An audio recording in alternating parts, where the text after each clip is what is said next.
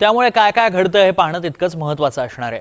आता बातमी पाहूयात पुण्यामधनं, कारण पुण्यातल्या चाकण MIDC मध्ये अनेक उद्योग हे चाकण MIDC मधून बाहेर पडण्याच्या तयारीत आहेत। होय, खराब रस्ते, रस्त्यावरचे खड्डे आणि नेहमीच होणारी वाहतूक कोंडी याला उद्योजक आणि कंपन्या आता खरं तर वैतागल्यात, कंटाळल्यात। पण त्याच वेळी आणखी एक धक्कादायक माहितीही समोर येते, ती म्हणजे गेल्या 5 वर्षात राज्यातल्या 36,000 कंपन्या या बंद झाल्यात। होय, ही माहिती थेट संसदेमध्ये देण्यात आली आणि त्यानंतर आता आश्चर्य व्यक्त केलं जात आहे। महाराष्ट्रात 36,000 कंपन्या बंद, रस्ते खड्डे वाहतूक कोंडीला उद्योजक वैतागले। महाराष्ट्रात उद्योग कोंडी, वाटोळ झालं। आपली इंजवडीची सगळे IT पार्क चाललं बाहेर, माझ्या पुण्यातनं महाराष्ट्रातनं बाहेर काही तुम्हाला पडलेलं नाहीये। बेंगलोरला, हैदराबादला कशाला मी सकाळी 6ला येऊन इथं बघतोय, ह्याच्यामुळेच बघतोय। मला कळत नाही, माझी लोक नाही, परंतु ते केल्याशिवाय आपल्याला गत्यंतर नाही। आम्ही कुठं तुम्हाला 12 कॅमेरा बंद करायला। अजित पवार यांचा हा गेल्या वर्षीचा व्हिडिओ। हिंजवडीतून IT पार्क महाराष्ट्राच्या बाहेर चाललं म्हणून अजित पवार वैतागले होते, पण ज्याची भीती होती तेच घडतंय की काय अशी स्थिती आहे। मुंबई, पुणे, नाशिक, संभाजीनगर या सगळ्या औद्योगिक पट्ट्याचा पाया आता हादरताना दिसतोय। गेल्या 5 वर्षात राज्यातल्या 36,000 पेक्षा अधिक कंपन्या बंद झाल्याची धक्कादायक आकडेवारी समोर आली आहे। गेल्या 5 वर्षात महाराष्ट्रात 36,211 खासगी कंपन्या बंद पडल्या किंवा त्यांची नोंदणी रद्द करण्यात आली। ठाकरे गटाचे खासदार राजाभाऊ वाजे यांनी विचारलेल्या प्रश्नावर लोकसभेत कॉर्पोरेट व्यवहार मंत्रालयाकडून हे अधिकृत उत्तर देण्यात आलं। यातील सर्वाधिक म्हणजे 12,009 कंपन्या मुंबईतल्या, त्या पाठोपाठ पुण्यामध्ये 6,433, ठाण्यामध्ये 4,704 कंपन्या बंद पडल्या। नागपूरमधला हाच आकडा 1,478 आहे। नाशिकच्या 840 कंपन्या बंद, संभाजीनगरच्या 654 कंपन्या बंद झाल्याचं सुद्धा उत्तरात सांगण्यात आलंय। आर्थिक अडचणी, वाढलेला उत्पादन खर्च, कर्जाचा बोजा, मागणीतली घट आणि बदलतं औद्योगिक वातावरण यासह अन्य अनेक कारणांमुळे तब्बल 36,000 कंपन्या बंद झाल्याचं सांगण्यात येत आहे। ते चाकणच्या बाबतीत ते झालंय। चाकणमध्ये असणारे काही व्यावसायिक हे चाकण MIDC ला सोडून महाराष्ट्रामधल्या दुसऱ्या MIDC मध्ये गेले असं आम्हाला कळालं।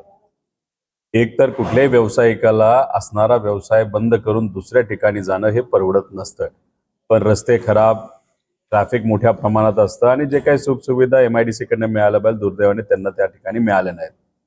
त्याच्या व्यतिरिक्त 36,000 लोकांचा आकडा असा आहे की महाराष्ट्रामध्ये या कंपन्या बंद झालेल्या आहेत आणि दुसऱ्या राज्यात ह्या स्थलांतर झालेल्या आहेत। हा आकडा अतिशय घातक आहे। किती कामगारांच्या उपजीविकेवर याचा परिणाम झालेला आहे आणि धक्कादायक, मी तेच धक्कादायक शब्द वापरतोय की कोणत्याही डिपार्टमेंटला ती माहिती नाही की किती कामगारांच्या उपजीविकेवर हा याचा परिणाम झाला। हजारो कंपन्या असतील तर लाखोमध्ये हे कामगार असतील असं म्हणायचं? हो, लाखोमध्ये कामगार असतील। 36,000 कंपन्या 5 वर्षात बंद पडल्या आणि किती कामगारांच्या उपजीविकेवर प्रश्न निर्माण झाला तर त्याची आकडेवारी कुणाकडेही नाही। चाकण MIDC मधले उद्योजक सुद्धा तणावात आहेत। चाकण मधले 20 लघुउद्योग चाकण MIDC मधून बाहेर पडण्याच्या तयारीत आहेत। चाकण औद्योगिक परिसरातली वाहतूक कोंडी, खराब रस्ते, रस्त्यांवरचे खड्डे आणि अपुऱ्या पायाभूत सोयी सुविधा या सगळ्यामुळे उद्योजक वैतागले आहेत। गेली 2 वर्ष आम्ही चाकणमधल्या मूलभूत ज्या काही रस्त्यांच्या समस्या आहेत, पाण्याच्या समस्या आहेत किंवा इलेक्ट्रिसिटीच्या समस्या आहेत त्याबद्दल बोलतो आहोत।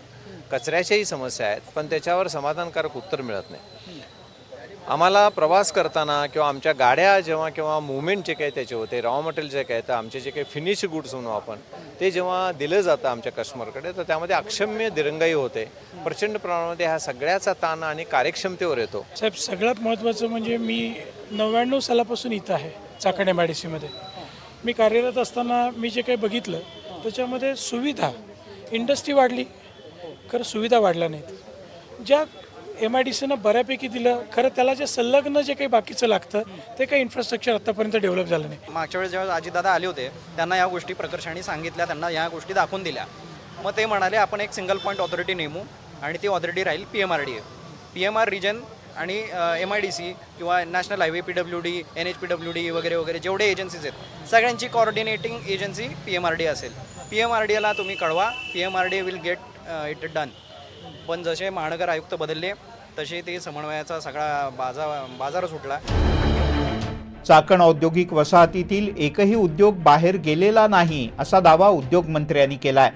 तर चाकणचा प्रश्न गांभीर्यानं घेतल्याचं मुख्यमंत्र्यांनी म्हटलंय. परंतु चाकणमधली एकही कंपनी कुठेही बाहेर गेलेली नाही. 20 कंपन्यांपैकी 4 कंपन्या ह्या MIDCच्या हद्दीतल्या आहेत, 14 कंपन्या ह्या MIDCच्या बाहेरच्या हद्दीतल्या आहेत. याच्यातल्या काही लोकांनी खंडाळा परिसरामध्ये एक्सपान्शनसाठी हा पुन्हा एकदा शब्द प्रयोग करतोय, एक्सपान्शनसाठी जागा मागितलेली आहे. चाकणचा प्रश्न अतिशय जेन्युइन आहे. त्या संदर्भात एक बैठक झालेली आहे. हा पावसाळा संपल्यानंतर तिथलं सगळं इन्फ्रास्ट्रक्चर जे आहे हे अपग्रेड करण्याचं काम आम्ही करू.